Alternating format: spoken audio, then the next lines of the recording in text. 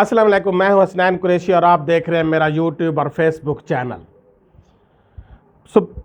Islamabad high court के जजेस के हार्श रिमार्क्स के बाद एक बहुत बड़े इल्ज़ामात के बाद जो उन्होंने ख़त लिखा है सुप्रीम जुडिशल काउंसिल को, उसके बाद अभी आज बैरिस्टर गोहर अली खान और दूसरे पीटीआई मेंबरान ने एक प्रेस कॉन्फ्रेंस की और उसमें क्या कहा, अब बैरिस्टर गोहर ने क्या कहा आप सुने। कन्विक्शन करवाई गई थी, 14 घंटे हेयरिंग हो चुकी थी।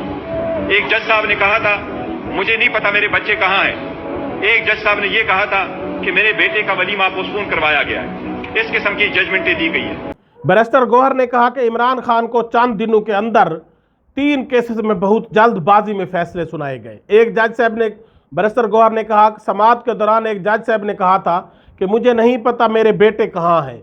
एक जज साहब ने कहा था कि मेरे बेटे का वलीमा कैंसिल करवाया गया है।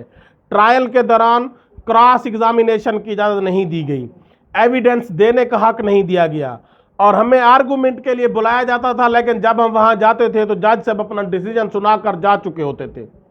सारी जजमेंट प्रेशर में चलवाई गई, प्रेशर में दी गई।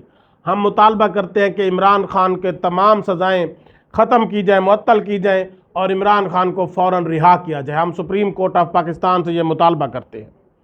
इससे पहले कल जो है इस्लामाबाद हाई कोर्ट के 6 जजेस ने अदालती अमूर में एग्जेक्टिव और एजेंसियों के मुबैना मुदाखलत के लिए सुप्रीम जुडिशल काउंसिल को ख़त लिखा था और उन्होंने जुडिशल कन्वेंशन बुलाने का मुतालबा किया था। जजेस ने जो रिमार्क्स दिए, जो उसमें इल्ज़ामात लगाए, उनमें चंद कि हमारे जजेस के बेडरूम के अंदर कैमरे लगाए जाते हैं, हमारी प्राइवेसी रिकॉर्ड की जाती है, हमें धमकियां दी जाती हैं। एक जज के बहनोई को अगवा किया गया जो कि एजेंसियों के लोग थे। टैरन वाइट केस में 3 जजेस का पैनल था जिसमें चीफ जस्टिस और 2 जजेस थे। 2 जजेस ने दरख्वास्त को नाकाबिल समाअत करार दिया था, जिस पर फिर उन जजेस को धमकियां दी गई और इस तरह के बहुत बड़े हार जो है वो जो इल्ज़ामात लगाए गए हैं, जो यकीनन बहुत ही जो है वो अफसोसनाक है और कंडेमनेबल है।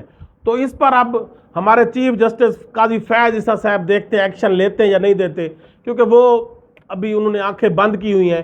चंद दिन पहले जो कमिश्नर रावलपिंडी ने इल्ज़ामात लगाए थे धांधली के ऊपर, वो भी बहुत बड़े इल्ज़ामात थे और वो यकीनन कंडेमनेबल भी थे और तहकीकेबल भी थे, लेकिन कोई उस पर कमीशन नहीं बनाया गया था और कमिश्नर रावलपिंडी को ही गायब कर दिया गया था और उसके बाद उनका रिटर्न बयान चलवा दिया गया।